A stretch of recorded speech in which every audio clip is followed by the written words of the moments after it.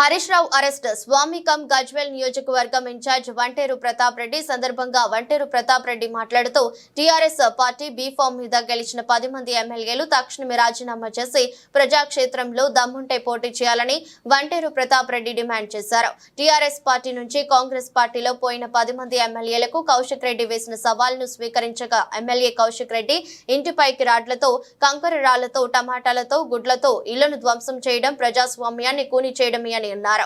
వెంటనే దాడి చేసిన ఎమ్మెల్యే ఆర్కే పొడి గాంధీపై మరియు అతని అనుచరులపై కేసును కాంగ్రెస్ ప్రభుత్వం పెట్టిన పక్షంలో ఎఫ్ఐఆర్ చేయని పక్షంలో ప్రజాస్వామ్యబద్ధంగా కమిషనరేట్ ముందు నిరసన తెలుపుతున్న మాజీ మంత్రివర్యులు తన్నీరు హరీష్ రావుని అరెస్టు చేయడం అప్రజాస్వామికమని అన్నారు.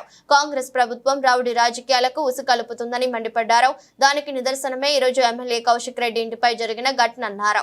కాంగ్రెస్ నాయకులు గుండాలుగా రౌడీలుగా ఎమ్మెల్యేలపై దాడులు చేయడం ప్రజాస్వామ్యాన్ని కూని చేయడమే అన్నారు. దీనికి నైతిక బాధ్యత వహిస్తూ రేవంత్ రెడ్డి ముఖ్యమంత్రి పదవికి రాజీనామా చేయాలని డిమాండ్ చేశారు.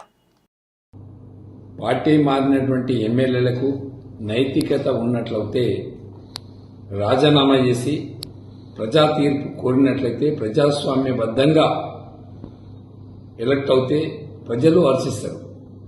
టీఆర్ఎస్ పార్టీలో గెలిచి ప్రజలు ఓటేసింది కారు గుర్తు మీద టీఆర్ఎస్ పార్టీ మీద ఈ 10 మంది ఎమ్మెల్యేలు గెలిచారు. గెలిచిన ఎమ్మెల్యేలందరూ కూడా పార్టీ మారినటువంటి దృష్టిలో పెట్టుకొని ఇలా కౌశిక్ రెడ్డి మాట్లాడిన తీరు మీరు పార్టీకి ద్రోహం చేసిర్రు, ప్రజాస్వామ్యానికి ద్రోహం చేసిర్రు, చీడపరుగులు మీరు అని చెప్పి మాట్లాడాడు. దాన్ని గాంధీ గారు కూడా నైతికతతో మాట్లాడాల్సింది, ప్రెస్ మీట్ పెట్టాల్సింది.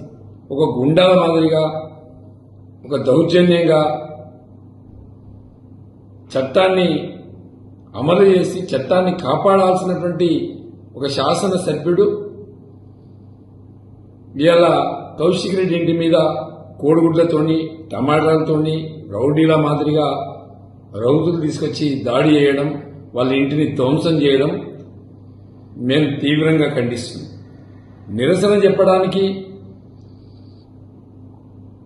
అట్లాంటి వ్యక్తుల మీద పోలీసులు వెంటనే కేసులు చేయాల్సి ఉండేది. గాంధీ వెంట వచ్చిన 300 మంది మీద ఎఫ్ఐఆర్ చేయాల్సినటువంటి బాధ్యత పోలీసుల మీద ఉంటుంది. మరి మనం కాంప్లైంట్ ఇచ్చినాక కూడా కేసు చేయకపోవడం చాలా బాధాకరం.